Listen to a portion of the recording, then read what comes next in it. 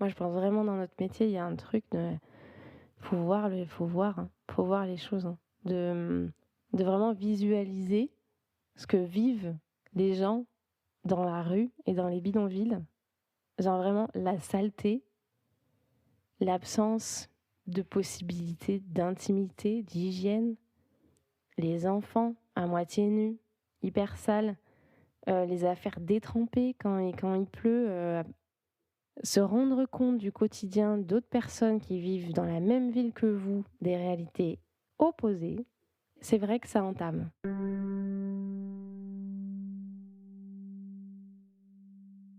Je pense qu'on peut difficilement se représenter.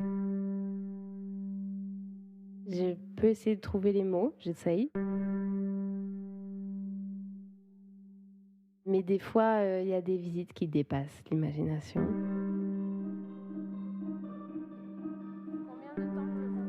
On sort de là en fin de journée. C'est pas anodin. Ça laisse des traces. Vous faites partie de la même famille ou... Oui. Et vos enfants, ils ont déjà été à l'école en France? Oui, déjà? Il n'y a pas l'école aujourd'hui. Aujourd'hui, c'est mercredi, ouais, c'est vrai. Il n'y a plus à Villeurbanne l'école le mercredi. Moi, des fois, j'ai l'impression d'avoir un voile devant les yeux. Je sais pas si c'est la misère, la poussière, mais j'ai un voile devant les yeux et ça me prend du temps de regarder à nouveau des enfants qui jouent ou qui sont sur leur vélo juste à côté et qui vont bien parce que leurs parents sont allés les chercher à la sortie des classes et ils sont super propres et ils sont super joyeux.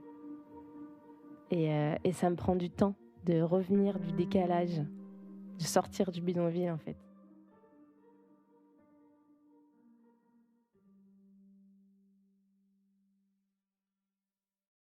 Il faut témoigner, il faut s'indigner de ça. Il faut qu'il y ait des gens qui soient là pour le faire. Alors, on est pris dans des considérations politiques en permanence et des enjeux, mais quand même, on est un acteur qui essaye de faire exister la réalité des gens à des endroits où si on ne le faisait pas, ils seraient complètement oubliés. Donc moi, je suis encore assez habitée par le rôle et l'importance que ça peut avoir. Donc, ça contrebalance encore la difficulté. Mais je pense qu'à un moment donné, la balance se fait plus, hein. Pour Marion, par exemple, je pense que la balance était trop forte.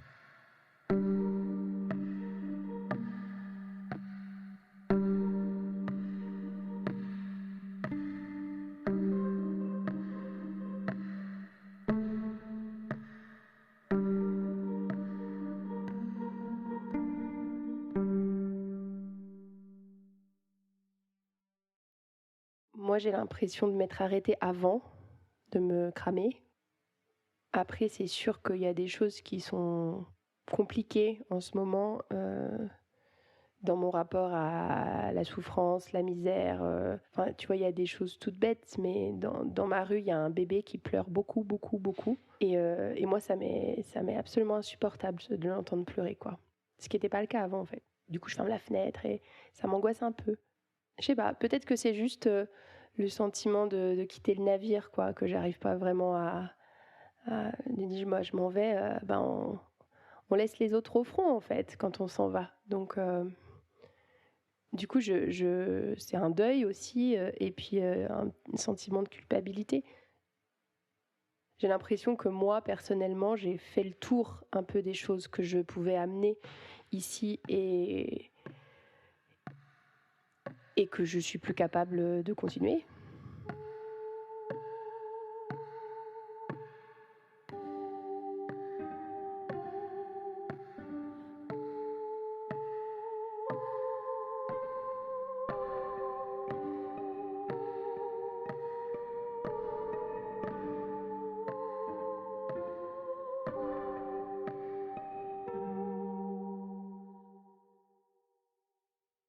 Bon, le plus brutal pour moi, c'est les situations de grande impuissance, où là, c'est extrêmement difficile pour moi.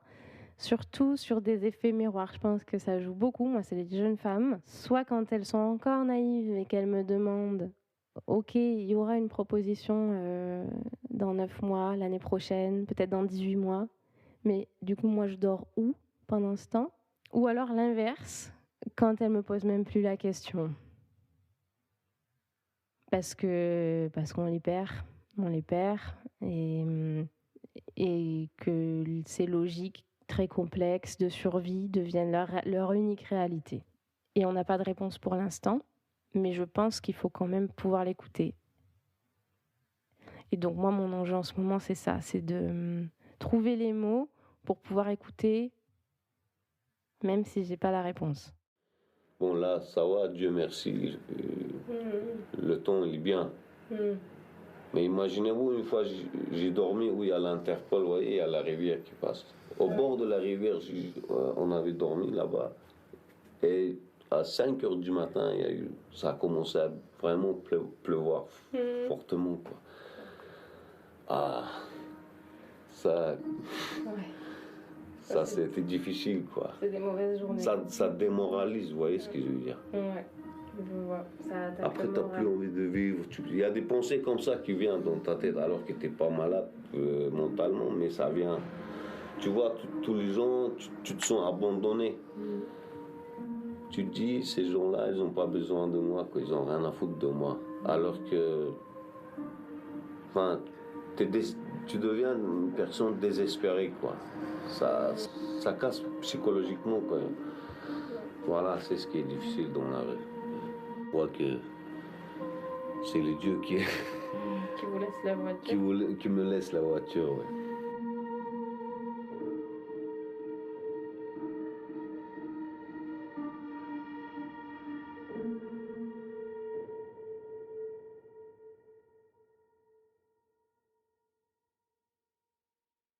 En fait, pour que les personnes se sentent écoutées et accueillies, il faut parler aussi. Et ça, j'ai trouvé que... Enfin, ça m'a pris du temps et de la réflexion. Quels sont les bons mots ou les formulations qui permettent aux gens de se sentir vraiment écoutés? Et ça, c'est difficile. De trouver des formulations qui ne soient pas violentes. Quand on explique un système qui est quand même extrêmement violent, il faut trouver des formulations qui ramènent de la relation humaine dans un contexte qui est assez déshumanisé aussi. C'est difficile d'avoir la responsabilité de faire passer la réalité qu'on voit. Donc moi, je cherche tous les mots qualificatifs de l'horreur, du bidonville, les mots qui vont pouvoir rendre tangibles les réalités vécues, rendre tangible le fait que les États se dégradent, qu'on a la détresse s'accentue, mais ça on la voit nous, mais d'autres on ne la voit pas. Une personne qui a vécu dans la rue, c'est la seule personne qui peut expliquer ce qui se passe dans la rue. Et vous ne pouvez pas comprendre jusqu'à ce que vous essayez de faire une seule nuit dans la rue, sans abri. Vous allez comprendre. On voit beaucoup de personnes qui deviennent fous, qui deviennent des délinquants. Les enfants grandissent avec la honte. C'est notre destin. Et on reste ici. Et c'est ici. Cette permanence du mardi après-midi, elle m'est devenue de plus en plus difficile au fur et à mesure des années, parce que les choses que j'avais à proposer aux gens, elles se sont d'autant plus réduites, alors que le nombre de personnes qu'on reçoit et les situations sont de plus en plus nombreuses et compliquées. Et du coup, il y a eu un moment où ce décalage-là, il a été un petit peu trop fort pour moi. Le sens que je mettais dans cette permanence, il a été un petit peu déconstruit, quoi. Je me dis que les gens que j'ai peut-être vraiment aidés, c'est de les aider à tenir le temps qu'il faut, quoi. C'est discuter avec quelqu'un qui est dans une très grande détresse en lui disant la vérité, ne pas leur donner trop d'espoir et en même temps leur ouvrir les possibles, les pousser vers l'avant et en même temps ne pas leur cacher le désespoir dans lequel ils sont. Donc c'est quand même un peu un art, quoi, de discuter avec les gens comme ça. C'est des histoires de migration, des histoires de séparation, des histoires de chômage, des histoires de famille, des histoires femmes, des hommes, des enfants, des montagnes d'enfants. Oh, 1001 histoires en fait. On le dit, oui, ça pourrait arriver à tout le monde, machin, mais moi je le sais que ça peut arriver à tout le monde. J'en ai une vision très vive, quoi, très réelle. Et je le sais. Je sais pas, je l'imagine, je le sais. Les choses peuvent basculer en fait.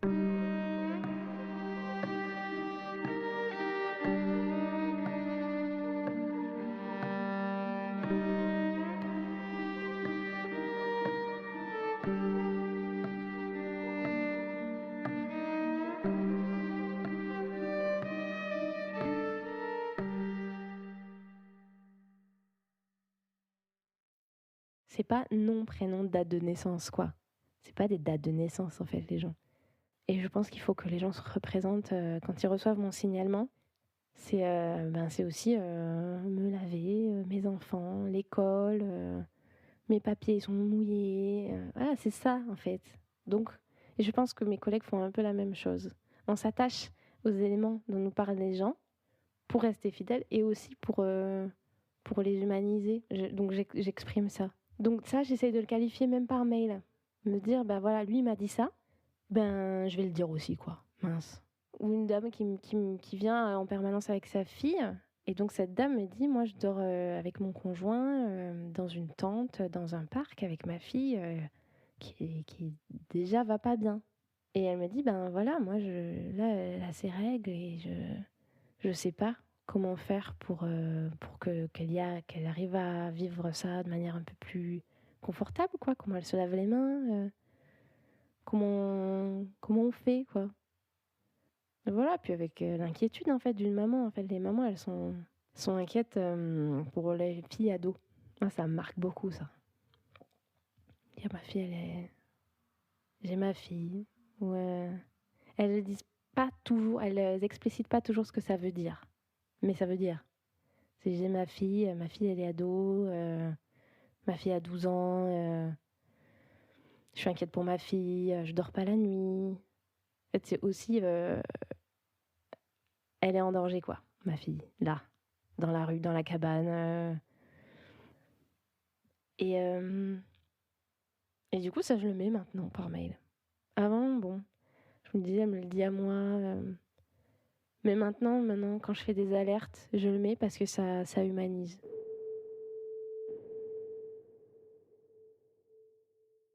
Mais je sais pas si ça sert. Je sais pas si... Parce qu'on a peu de réponses aussi. Moi, je fais des alertes, mais j'ai l'impression que c'est... Je sais pas, je suis sur un satellite. J'envoie des messages. Rien ne me revient. Des fois, c'est lunaire.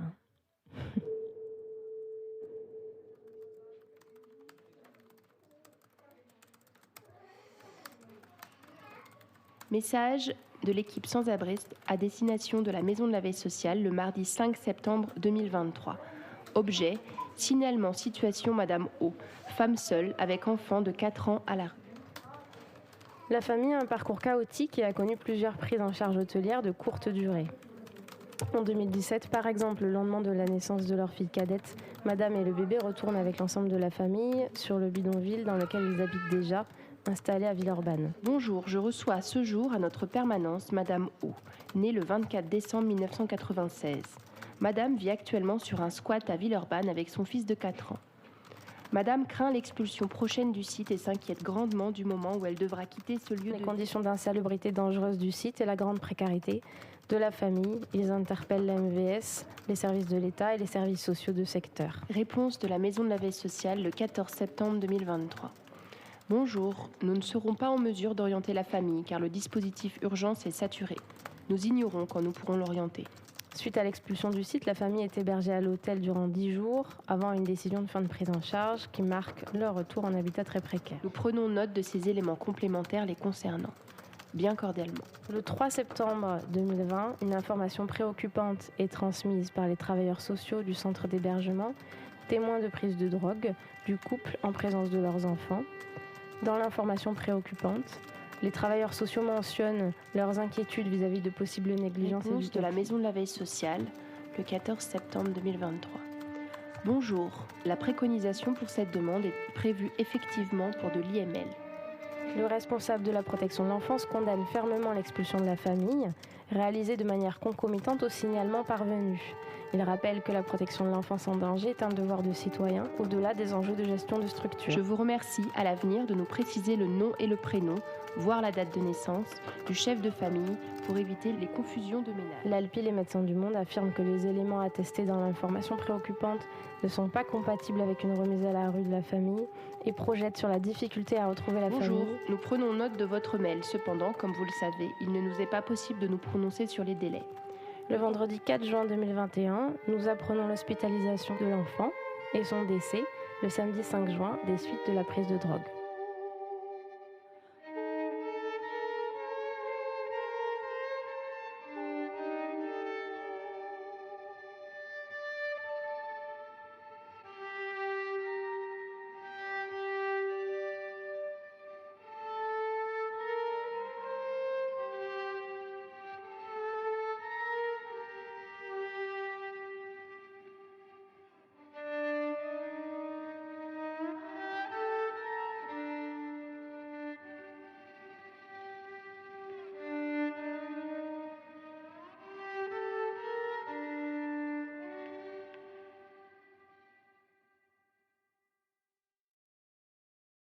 Enfin, on est quand même, quand j'ai commencé, tu disais qu'il y avait un enfant dehors, c'est une demande d'hébergement, machin, on y arrivait, quoi.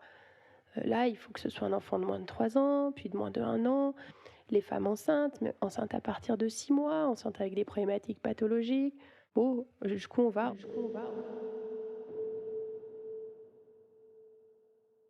Tu te dis, mais on est presque complice en fait de ce changement d'état. Quand tu fais 40 alertes pour la famille machin, et pourquoi est-ce que tu ferais 40 alertes pour la famille machin et pas pour la famille bidule?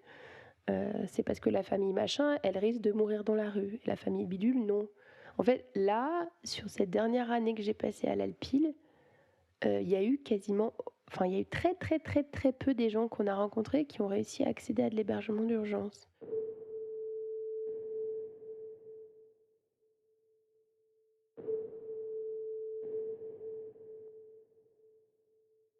Le fait que des gens vivent dehors ou vivent dans des bidonvilles, c'est devenu quelque chose de normal. Et ça, comme si ça faisait partie de la vie d'une société, quoi. Et qu'on n'ait plus à essayer d'éradiquer ces formes d'habitat, de pauvreté, mais à limiter la casse en empêchant les gens de mourir dans la rue, quoi.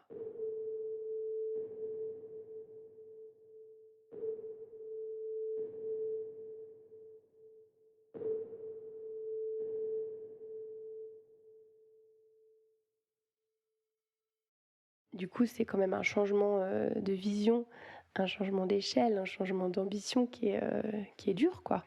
Si la mise en place de tous ces dispositifs, ces maraudes, ces zéro non-recours, ces machins, toutes ces choses qu'on invente et qu'on discute pour insérer les gens, pour les sortir de la rue, si c'était vraiment efficace, en fait, ce qu'on fait... Et quand je dis on, c'est pas juste l'Alpil, c'est on collectivement, tous les acteurs engagés sur la question, quoi. Là, on aurait gagné, quoi.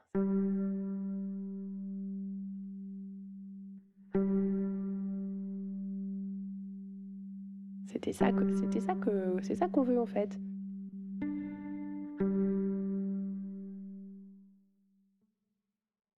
Mais c'est ça, le fonctionnement aujourd'hui de l'urgence, de l'accès à l'hébergement d'urgence, c'est seulement les gens qui sont prêts à te claquer entre les doigts, vraiment. Et aujourd'hui, je pense qu'ils ont soit priorisé des choses impriorisables, entre des enfants handicapés qui vivent en rue, des parents malades qui n'ont plus la possibilité de se déplacer. Je n'ai même pas envie d'essayer d'imaginer ces commissions urgence où ils priorisent l'abominable. Ce qui rend dingue, hein, parce que la rue détruit, donc il faut que tu sois suffisamment détruit pour pouvoir être priorisé pour rentrer quelque part. Donc quand tu vas bien et que tu vis dans la rue, bien, entre guillemets, t'as pas de chance, ça va être très très compliqué. Je comprends bien que là ce soir vous allez vous retrouver en très grande difficulté, peut-être que ça va durer quelques temps encore, mais là aujourd'hui il y a pas d'autre solution. Donc il faut téléphoner au 115 régulièrement. Monsieur dit on n'a pas besoin de couverture, on a plus besoin d'un toit, même si c'est un logement temporaire. Vous savez que ce n'est pas facile. Ça comme information, mais c'est important que vous puissiez vous préparer au mieux pour tenir sous la tente jusqu'à ce qu'on arrive à trouver le logement. On va essayer de faire un recours d'ALLO, c'est-à-dire que ça met du temps à être étudié. Et en plus de ça, normalement, la loi elle dit que vous devez avoir un hébergement à la fin, mais dans la réalité, c'est de moins en moins le cas. Donc on peut quand même le tenter, mais sans garantie que ça fonctionne. C'est inconfortable quand on est à l'hôtel, en plus là c'est loin de l'école.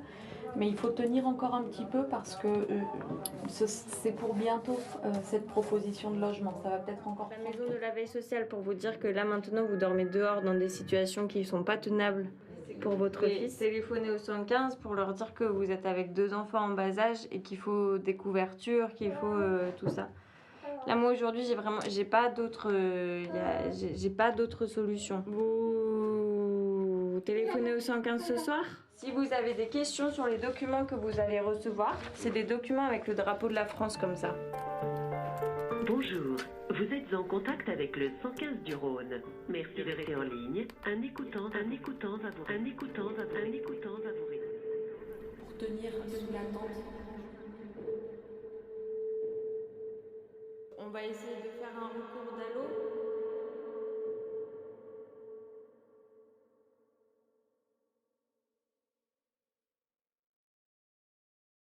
Il y a une expression qui est apparue, je crois que c'était pendant le Covid, peut-être juste avant le Covid, qui s'appelle « avérer à la rue ». C'est-à-dire que les personnes qui appelaient le 115 pour demander des places d'hébergement dans des centres surpeuplés, c'est quand même pas... Les personnes qui appelaient le 115 pour demander une place d'hébergement n'étaient pas crues. En tout cas, on n'était pas considéré comme avéré à la rue tant que cette information n'avait pas été confirmée par un travailleur social du type une maraude, le SAMU social ou nous, qui disaient oui, je l'ai vu, bel et bien à la rue. Alors là, tu avais droit à la petite étiquette avéré à la rue.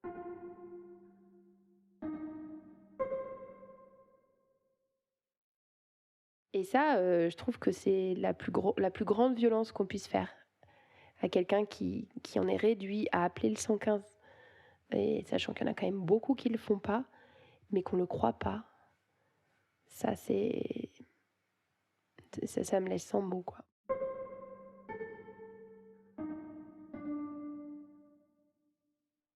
Et ça c'est la violence sociale envers les pauvres qui, je trouve, est insupportable. La violence auquel font face les gens au quotidien, c'est de devoir prouver toujours que tu es bel et bien en difficulté et que tu mérites cette aide. Et ça, c'est quelque chose qui est vraiment pas disparu, quoi. Parce que les gens, ils ont malgré tout cette idée que si tu te retrouves dans la rue quelque part, c'est quand même un peu de ta faute, que tu as fait de la merde. Du coup, ça moralise, ça personnalise, et on n'est plus dans un système de droit pour chacun et chacune, et on a perdu, quoi.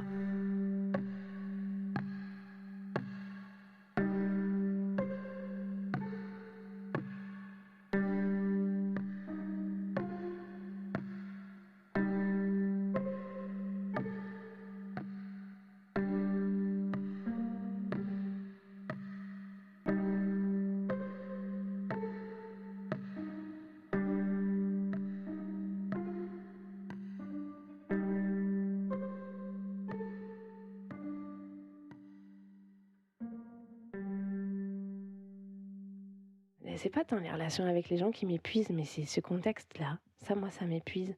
Il y a 2 mois, on était en train de considérer, donc avec des acteurs, donc l'État, l'État, garant des libertés et de la cohésion sociale, l'État suggérait qu'on pouvait peut-être stabiliser des bidonvilles et dire, comme on n'a pas de réponse, notre réponse, ça va être de permettre aux gens qui vivent dans des cabanes avec à 50, ils se sont pas choisis mutuellement, mais ils sont tous là à 50, n'ayant pas d'autre choix, dans des conditions affreuses, à brûler des bouts de mousse pour pouvoir se réchauffer, etc. On va dire, on pourrait les laisser là.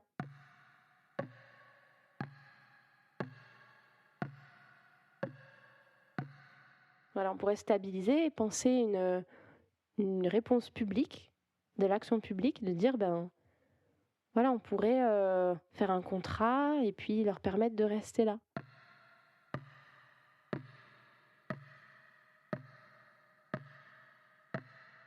Mais c'est terrible d'en arriver là. Je me suis dit, mais c'est pas vrai. Et pourtant, on est un tracteur conscient des problématiques, un tracteur professionnel en charge des sujets. Donc on est les experts.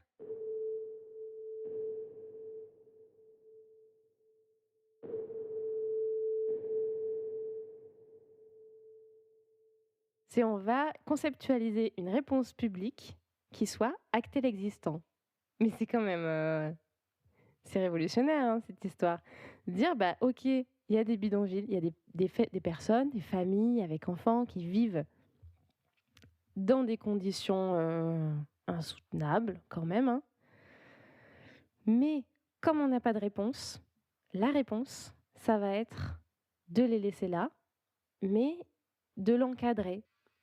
On va aller sur des réponses minimales, de plus en plus minimales, jusqu'à acter l'existant.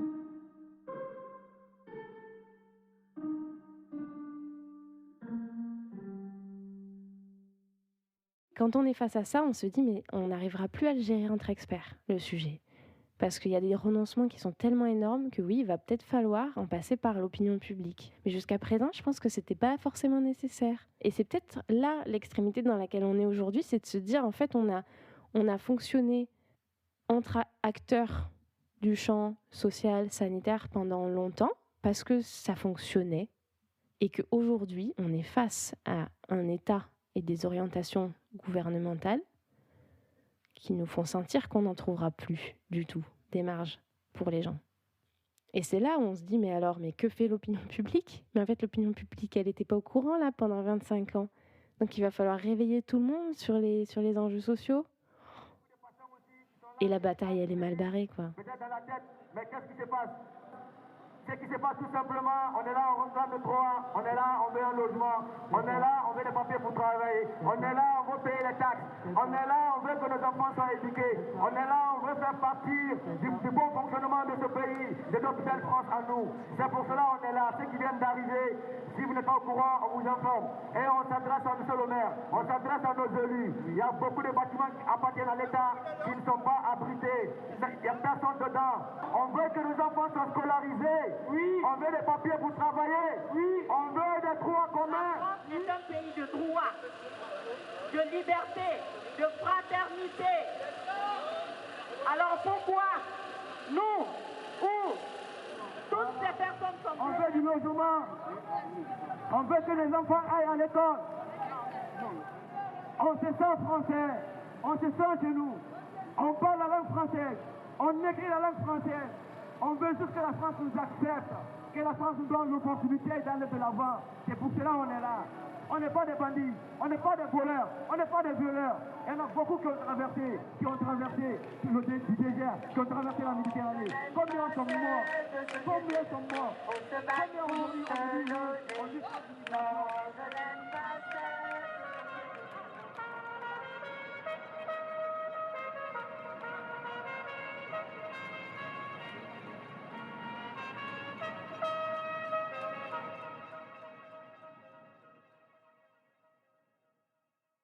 Voilà, donc on peut dire que c'est uniquement des manques de financement, la dette publique. Ça, c'est des arguments. Mais en réalité, c'est qu'on priorise certaines choses au détriment d'autres. Et dont les personnes qui peuvent prétendre à l'hébergement d'urgence, et quelles sont-elles ? C'est souvent des personnes qui n'ont pas de titre de séjour. Donc peut-être qu'effectivement, le contrôle des frontières, il va continuer de se durcir, et les gens vont continuer d'arriver. Parce qu'en fait, c'est pas possible. Parce que on peut pas contrôler la volonté des personnes d'avoir un meilleur avenir.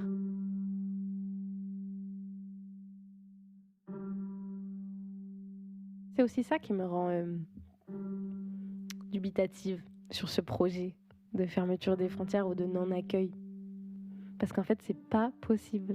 Les gens vont être là. On va devoir les accueillir. Donc, autant vouloir le faire, autant s'approprier la richesse que ça pourrait être. Et puis c'est un enjeu, hein. Je pense que c'est un enjeu financier, c'est un enjeu à l'échelle d'un pays, oui, ça pose des questions de système de santé, système scolaire, de marché du travail. Je nie pas ce que ça peut représenter, mais je pense qu'il va falloir le faire et que ça pourrait être une grande richesse. Donc je trouve dommage qu'on se dise pas chouette, un enjeu commun.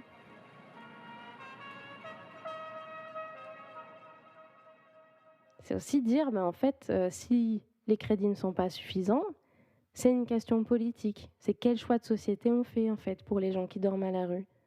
Et je le dis aussi pour les gens parce que les gens ils ont du mal à comprendre pourquoi leurs droits ne sont pas respectés. C'est difficile, il faut développer des réponses à leur apporter.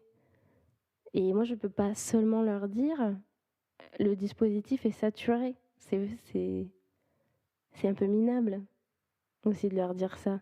Donc je leur explique, vous savez, en France, on a élu des personnes, il y a des personnes au gouvernement qui ont décidé que c'était plus une priorité.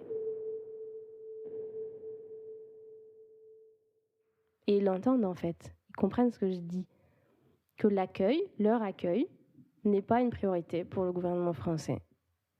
Et je trouve qu'ils doivent le savoir. Cette thématique du soin, elle est politique et c'est plus une priorité.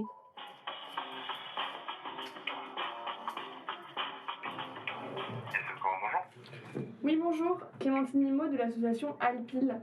Je vous appelle car j'aimerais avoir un interprète en géorgien si possible. عم تقول فعلا انه هي حكت لكم انه تجوا لهون مشان طلب السكن. انتوا جيتوا جبتوا معاكم ملفكم. Un peu, ouais, russe ça irait pour monsieur. C'est vrai ou faux, mais nous devons quitter le gymnase parce que c'est presque à l'entrée des écoles. Oui, nous devons libérer le gymnase là. Mais vraiment, j'ai peur de retourner dehors. Vraiment, j'ai peur. Moi, j'habite dans un hangar où il y avait d'autres personnes qui étaient là-bas aussi avec moi, mais eux, ils ont été forcés de partir. Et là-bas, il y avait des femmes qui ont venues nous voir. Je veux dire, le problème, c'est qu'on est à la rue maintenant avec 5 enfants. C'est un très grand problème. طلعت هي على الملف وكل الأوراق اللازمة. Vous avez été débouté quand? Oui, de toute façon, je ne veux pas gêner personne, je ne veux pas demander de ça ou ça. Je suis contente de tout ce que j'ai, ça va aller.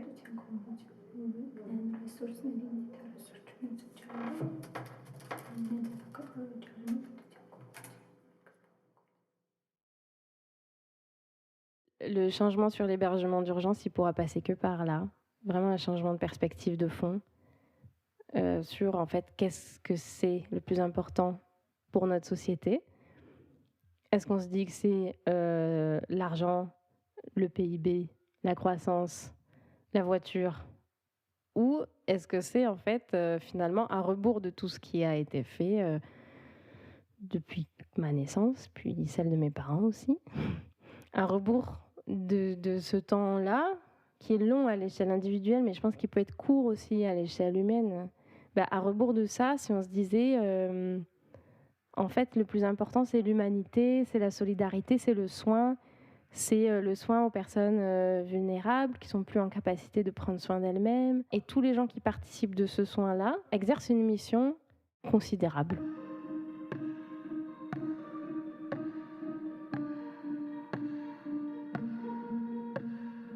Et c'est pour ça que le terme hospitalité, au départ, il me gênait quand même. C'est pas de l'hospitalité, c'est du droit en fait.